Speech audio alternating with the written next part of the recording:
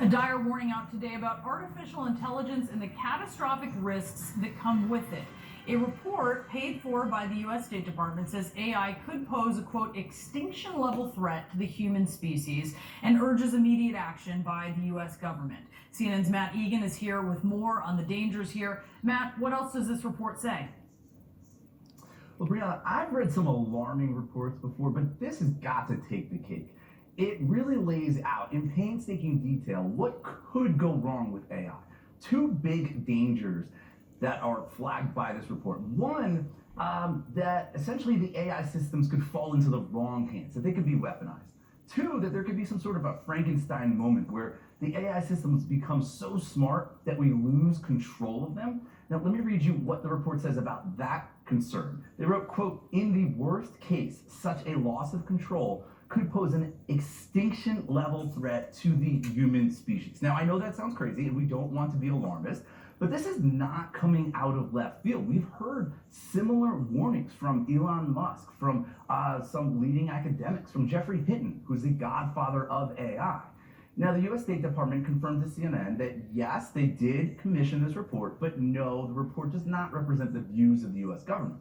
But it does represent the views of hundreds of experts that the authors interviewed, including cybersecurity researchers, WMD experts, AI executives, and U.S. national security officials. Just to give you a taste of what some of these concerns are about how AI could backfire, they're worried about things like AI-powered cyber attacks on infrastructure, destabilizing disinformation campaign, weaponized robotics, and then there's this risk that AI systems could be so advanced that they refuse to be turned off. All of these concerns are what's driving this report. Brianna?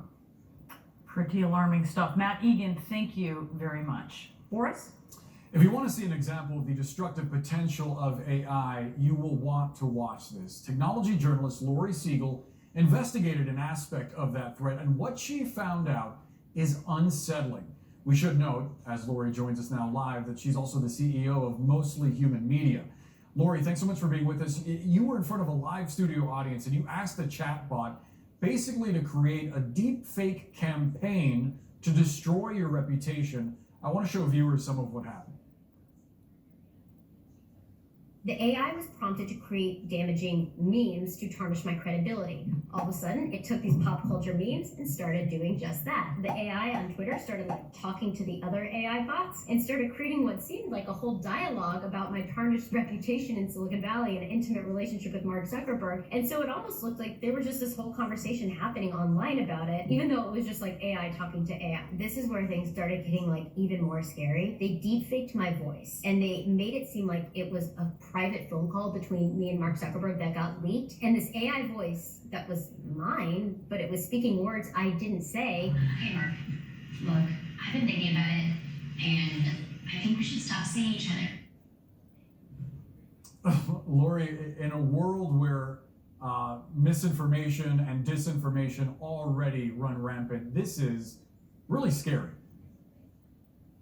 Yeah, and we did this the right way. These technologists asked if we could do this to show what could be done, and I said yes, right? I'm always like, all right, I want to put myself in this to show the harm and what could happen.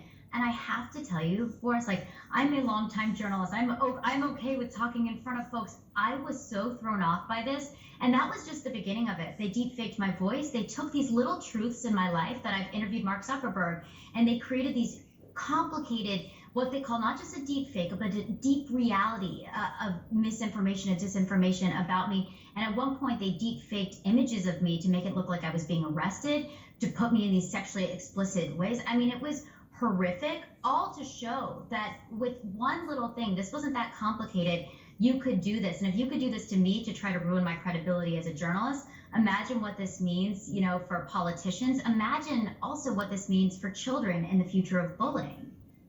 Yeah, that's such a good point, because already we've seen deepfake technology used by scammers to try to get money just from random folks. Is there anything that's being done to try to install guardrails here to prevent something like this from being used maliciously?